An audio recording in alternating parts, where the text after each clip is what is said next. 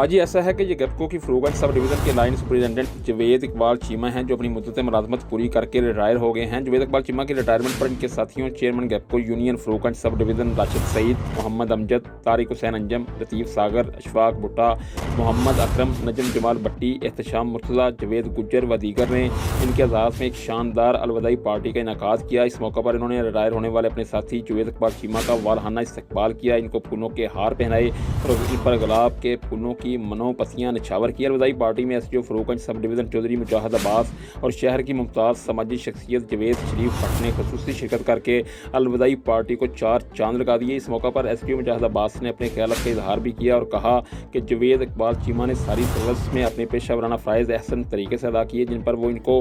भरपूर खराज तहसीन पेश करते हैं। अलविदाई पार्टी से चेयरमैन राशिद सईद, मोहम्मद अमजद, अशफाक भुट्टा, एहतशाम मुर्तज़ा, लतीफ़ सागर व दीगर ने भी फ़र्दन अपने ख्याल का इजहार किया और रिटायर होने वाले अपने साथी की दौरान सर्विस फ़राइज़ की अदायगी के लिए की जाने वाली मुखलसाना काविशों पर इनको ज़बरदस्त अल्फाज में खराज तहसीन पेश किया और जवेद इकबाल चीमा के लिए अपनी नेक तमन्नाओं का इजहार किया। इस मौके पर रिटायर होने वाले लाइन सुपरिटेंडेंट जवेद इकबाल चीमा ने भी अपने ख्यालात का इजहार करते हुए अपने तमाम साथियों का सबसे पहले इस अलविदाई पार्टी के इनेकाद पर भरपूर शुक्रिया अदा किया और कहा कि रिटायरमेंट मुलाजमत का हिस्सा है। वो अपनी मुलाजमत के दौरान उन्होंने कोशिश की कि वो अपने फ़राइज़ अहसन तरीके से अदा करें और किसी को भी उनकी ज़ात से तकलीफ़ ना पहुँचे, लेकिन फिर भी अगर नादानिस्ता तौर पर किसी साथी को इनकी ज़ात से कोई भी तकलीफ़ पहुँची हो तो वो आज माज़रत ख़्वाह हैं। अपने ख्यालात के इजहार के दौरान इनका मज़ीद क्या कहना था, आइए आपको सुनाते हैं।